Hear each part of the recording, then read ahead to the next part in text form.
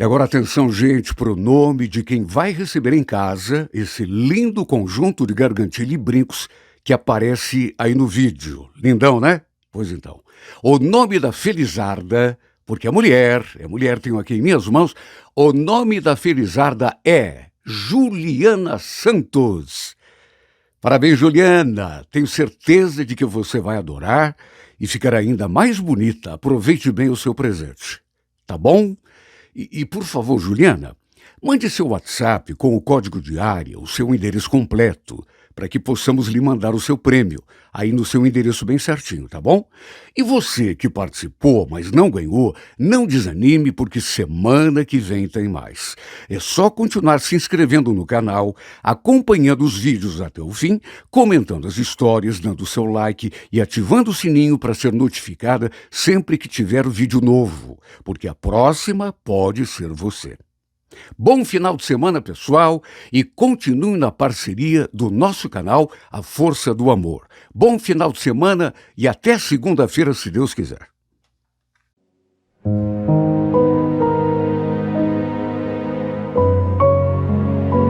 Renato Gaúcho apresenta A Força do Amor. Eu gostava do Rubens. E tanto isso é verdade que o nosso namoro já estava para completar 2 anos. Se bem que uma coisa eu também não posso esconder.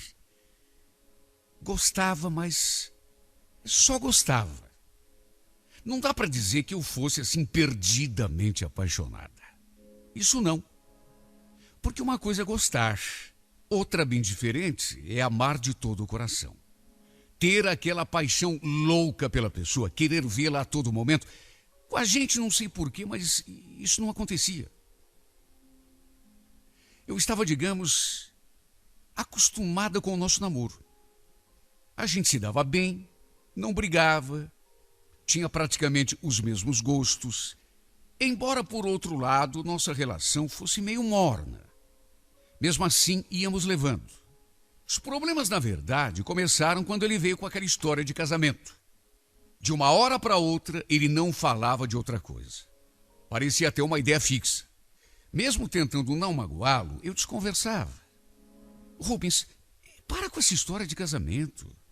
Eu não estou pensando em me casar tão cedo. E não estava mesmo.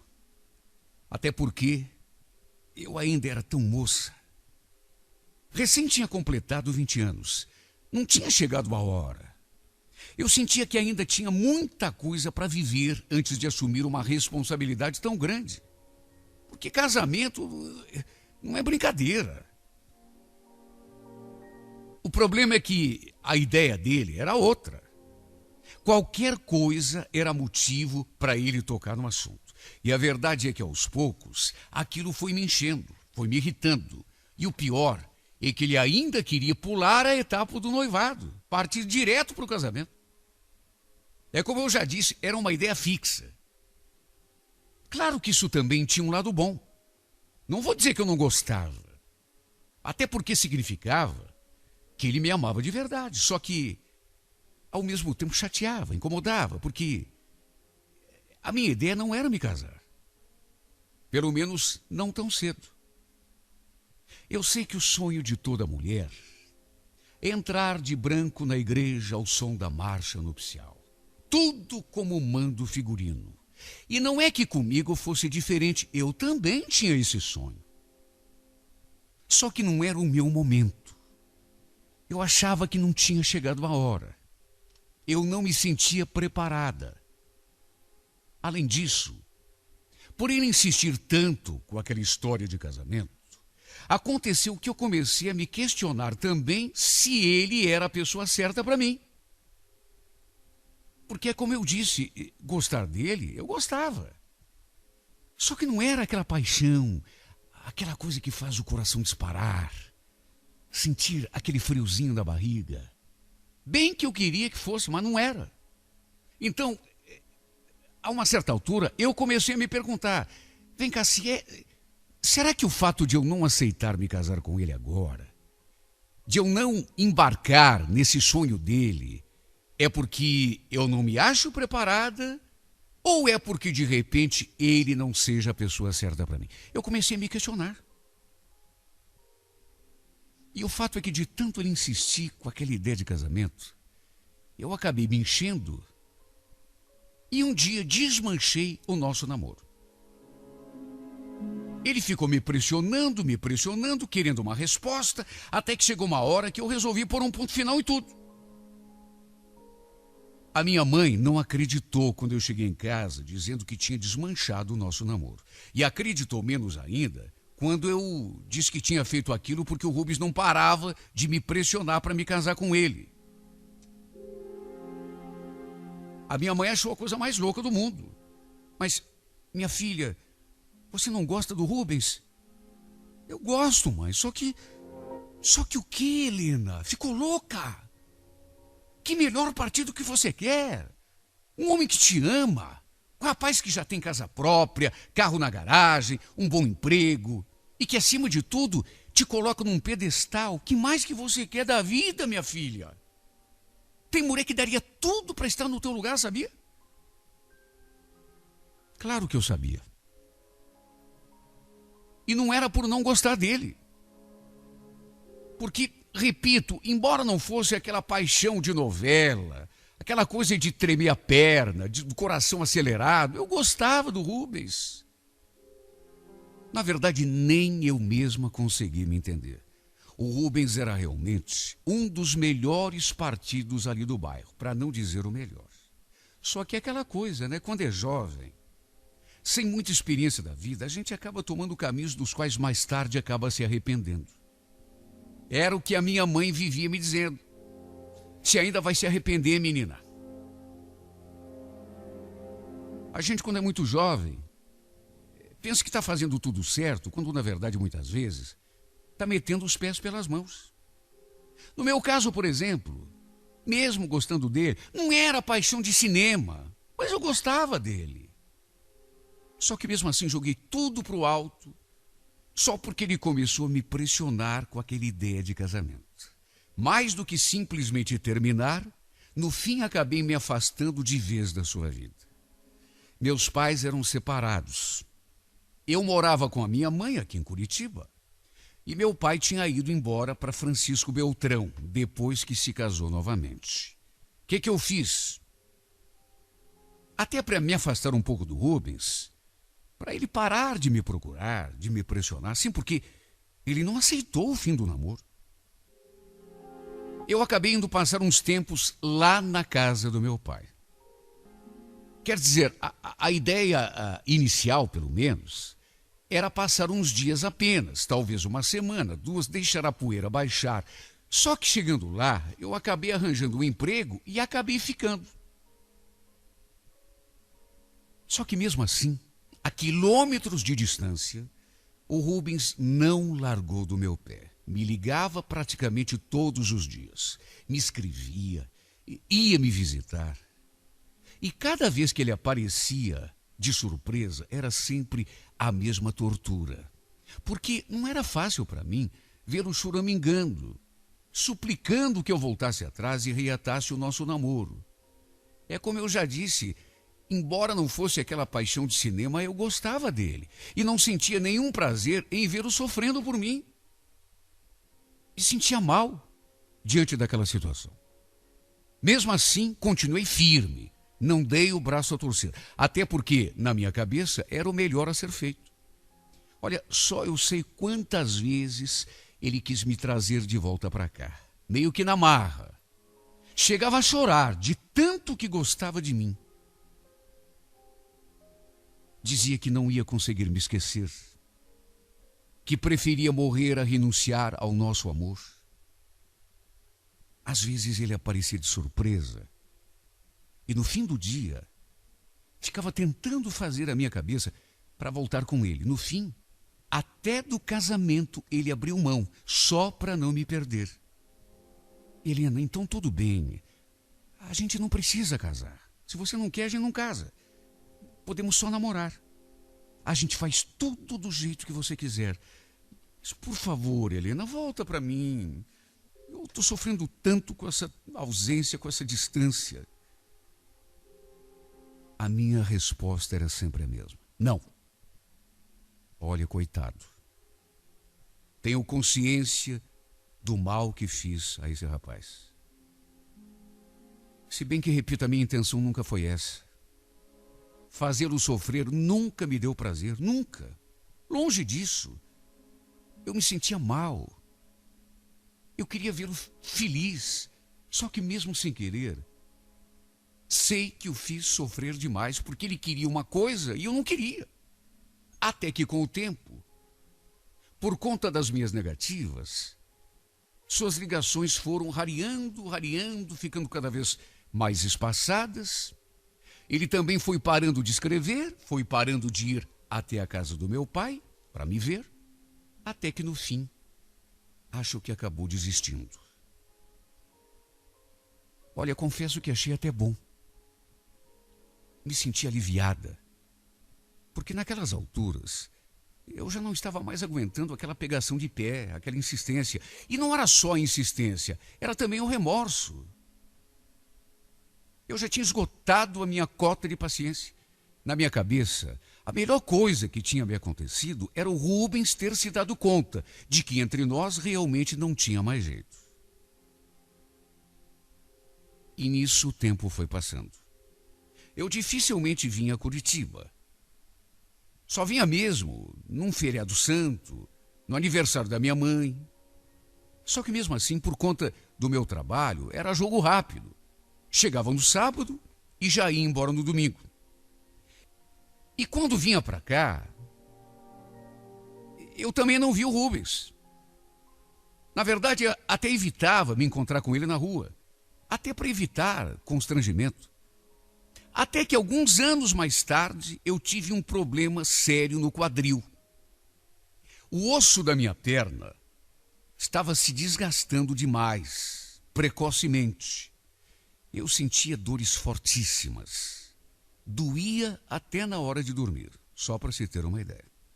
Com o tempo, inclusive, por conta do desgaste desse meu osso, eu comecei até a mancar. Olha, eu chorava dia e noite. Não apenas de dor, mas também pela questão estética. E o pior é que nem cirurgia dava jeito, porque o médico dizia que eu era muito nova para colocar uma prótese, sem contar que custava os olhos da cara. Até que sem alternativa, eu fui meio que me acostumando com aquela minha nova condição. Passei a ser conhecida como Manquinha no meu círculo de convivência. E isso, naturalmente, me deixava muito mal. Porque as pessoas, às vezes, elas no intuito de brincar, acabam magoando e não se dão conta. Eu sempre fui muito vaidosa, muito. Qual a mulher que não é? De modo que aquilo me deixava muito mal, me magoava muito. Mas, enfim, a verdade é que por conta desse meu problema, eu fui ficando complexada e, como consequência, fui deixando a minha vida amorosa meio de lado. Quase não tinha tempo para me divertir. Até tive algumas paqueras, mas nada muito sério. Com o tempo, eu fui deixando aquela coisa de sair, de ver gente no final de semana de lado, porque não era só o meu serviço que me tomava demais o meu tempo, era também a vergonha que eu sentia. É como eu já disse, eu comecei a ficar complexada por aquele meu problema físico. Como o tempo passa rápido, mais alguns anos se foram, até que quando vi 15 anos já tinham se passado. Nessas alturas, eu já estava com 35 anos, solteira, sem namorado, sem paquera. Na verdade, sem nenhuma motivação para viver, nenhuma perspectiva. Tinha apenas o meu trabalho para ocupar a minha cabeça e mais nada. De certo modo, foi até inevitável eu começar a lembrar do passado. E foi nos tempos em que eu namorava o Rubens que a minha lembrança começou a buscar refúgio.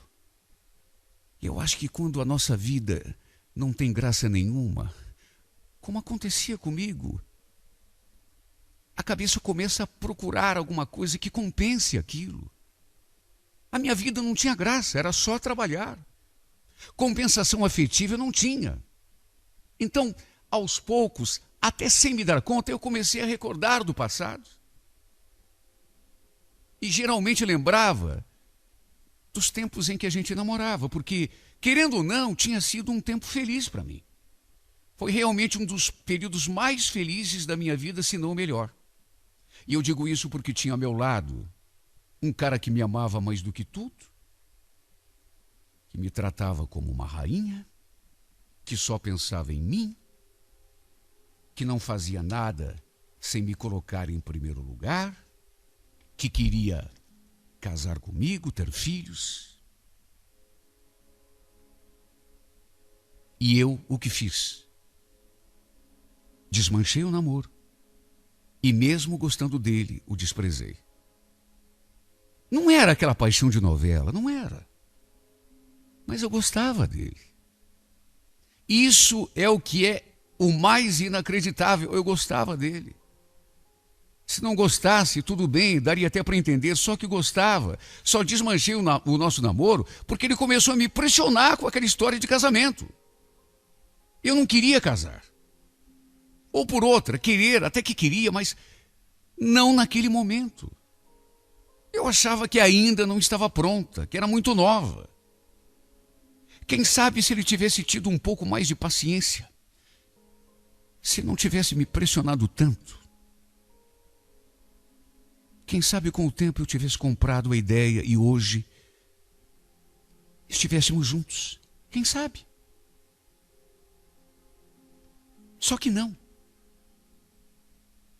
Ele ficou me colocando contra a parede, me pressionando, querendo resposta, até que eu, jovem demais, inexperiente, pensando que já sabia tudo da vida, quando na verdade não sabia de nada, acabei tomando aquela decisão de acabar com tudo.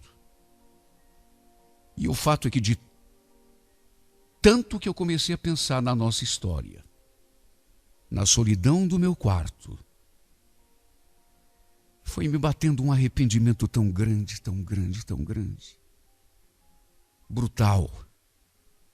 Fazia tanto tempo que eu não via o Rubens. Até porque depois que comecei a ter problemas com a minha perna, não tinha mais voltado a Curitiba e naquelas alturas ele também já tinha desistido de me procurar. Era sempre a minha mãe que ia a Francisco Beltrão me ver. E sempre que ia, ficava me pedindo: Helena, volta comigo. Assim pelo menos eu posso cuidar de você. Mas mãe, eu tô bem. Que tá bem coisa nenhuma, menina. Com essa perna aí desse jeito, você precisa consultar um médico bom, ter alguém cuidando de você o tempo todo. Volta comigo, filha. De tanto que ela insistiu, chegou um dia que eu acabei aceitando. Até porque a minha convivência com a mulher do meu pai não era das melhores. Só que não nego. Voltei mais porque estava morrendo de saudade do Rubens. De tanto que comecei a pensar nele, a relembrar a nossa história, sei lá, foi me batendo uma saudade tão inexplicável, uma vontade de vê-lo, de saber como ele estava. Eu vivia me perguntando se ele ainda pensava em mim, mesmo já se tendo passado tanto tempo. 15 anos é realmente muito tempo. E além do mais, eu tinha quase certeza de que naquelas alturas ele já tinha até me esquecido. Naquele tempo todo, eu nunca tinha perguntado para minha mãe nada a respeito dele. Nada, nada. E ela também. Até por saber que eu tinha terminado o namoro com ele e que tinha ido morar no interior exatamente para ele parar de pegar no meu pé, ela também nunca tocou no assunto. Eu não sabia, por exemplo, se ele continuava morando no mesmo lugar, se estava sozinho, ou se tinha casado, tido filhos. Na verdade, eu não sabia de nada. Durante a viagem de volta a Curitiba, no entanto, chegou uma hora que eu não resisti e perguntei: mãe, me diga uma coisa, e o Rubens? A senhora sabe como é que ele tá? O Rubens? Aquele que foi teu namorado? Casou. Aliás, faz tempo. A mulher dele é um amor de pessoa. Ela também ajuda lá na igreja. Olha, quando ela falou aquilo, eu senti um aperto no peito. Casou, é? Casou. Eles têm um casalzinho de gêmeos. Já devem estar com uns 8 aninhos. Olha, mais umas gracinhas os dois. Vão à missa todo domingo, você precisa ver. A mãe começou a me contar tudo o que sabia a respeito dele, sem nem imaginar o quanto aquilo estava me machucando. Até porque eu tinha feito tudo para acabar o meu namoro com ele. Ela, minha mãe, na época, é que tinha ficado sem entender por que eu tinha terminado o namoro. Aliás, ela ficou louca. Meu Deus do céu, você está botando fora um casamento, minha filha, com um rapaz que gosta de você, que te coloca num pedestal, que te trata como uma rainha. Só que na época a minha cabeça era outra. Mãe, ele está me pressionando, ele quer casar porque quer, e não estou afim, agora não. Terminei o namoro.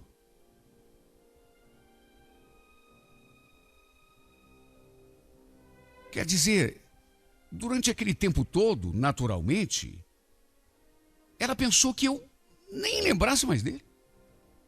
Tinha terminado o namoro, tinha recusado um pedido de casamento, inclusive. Ela nem imaginava o quanto aquilo estava me fazendo sofrer. Eu me senti muito frustrada. Aliás, só eu sei o quanto me recriminei, porque se não tivesse sido tão burra, era comigo que ele estaria casado numa hora daquelas. Era comigo que ele teria tido aqueles filhos. Só que aquela coisa, né? Já era tarde demais para mim. Eu já tinha desperdiçado a minha chance. E só de pensar no tanto que ele insistiu, no tanto que ele rastejou, chegou a chorar na minha frente me pedindo para voltar. Só de pensar em tudo isso me deu um nó da garganta. Uma vontade irresistível de chorar. Chorar de tristeza, de frustração e principalmente de raiva de mim mesma. Olha só, eu sei como foi duro ouvir tudo aquilo que a minha mãe me contou. Saber que enquanto ele seguiu com a sua vida, até tinha encontrado um outro amor, tinha casado, agora estava com filhos, sabe, feliz da vida. Só eu sei o quanto eu sofri. Até outro amor ele tinha encontrado. Enquanto eu continuava parado no tempo, com um maldito problema no quadril que ainda ajudou a atrasar mais a minha vida, a me tornar uma pessoa complexada. Sabe que tem horas que eu penso que foi até um castigo? Não, juro por Deus. Porque quem mandou eu ser tão burra? Meu Deus, quem mandou desprezar o amor de um homem tão especial, que sempre me amou mais do que tudo? Castigo. Só pode ter sido castigo. Depois eu acabei vendo com os meus próprios olhos tudo o que a minha mãe tinha me contado. Conheci a esposa dele, os filhos, que realmente são lindos demais, simplesmente iguaizinhos. Levei um choque quando vi o Rubens. Acho que meu coração nunca tinha batido tão rápido. Ao olhar para ele, eu vi que tinha de fato desperdiçado a minha única chance de ser feliz e de ter uma família. Simplesmente joguei fora. Me omiti quando a felicidade bateu à minha porta 15 anos atrás. Percebi que ele também se emocionou quando me viu. Com certeza, não esperava por aquele reencontro. Não depois de tanto tempo, mais de 15 anos. Mesmo assim, agiu normalmente comigo. Hoje somos apenas bons e velhos amigos, embora aqui no meu coração eu deseje ardentemente mais, muito mais. Ah, meu Deus, como me arrependo de ter dito não quando ele me propôs casamento, 15 anos atrás. Onde eu estava com a cabeça? Meu Deus, eu gostava dele. Não era aquela coisa de romance, de novela, de filme, de tremer a perna, do coração, mas eu gostava dele. Se não gostasse, tudo bem, ainda daria para entender, mas eu gostava. Nem eu mesmo entendo por que agi com tanta estupidez. Ele me propôs casamento e eu disse não. E não foi apenas uma vez, foram dezenas, talvez centenas de vezes.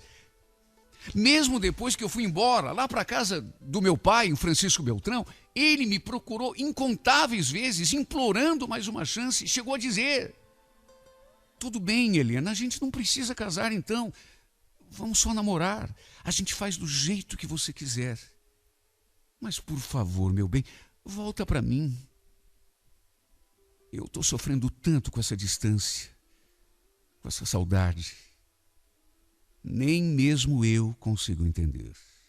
Nem mesmo nesse momento, meu Deus. Eu amoleci meu coração, mesmo gostando dele. Isso é o que me faz sentir mais raiva de mim mesma. Ele me procurou 1 milhão de vezes, pedindo mais uma chance. Até que chegou uma hora que naturalmente se cansou, desistiu de mim e partiu para outra. E acabou sendo premiado com um novo amor, enquanto eu recebi esse castigo de continuar sozinha até hoje, e pior, com esse maldito problema na perna, que me faz sentir um caco. Bem feito para mim. Mas uma coisa eu aprendi nessa vida. Quando o amor se oferece, é preciso agarrá-lo com unhas e dentes, com todas as forças. Fazer de tudo para mantê-lo perto, dar o melhor de nós para que ele nunca, nunca, nunca vá embora. Porque uma coisa é certa: às vezes, a vida nos dá uma única chance de ser feliz. Apenas uma.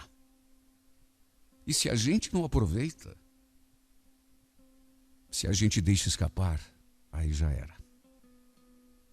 Não tem mais jeito. Não tem mais volta. E aí? Aí só resta chorar e murmurar com amargura: que lástima, meu Deus, que lástima. Eu era feliz e não sabia.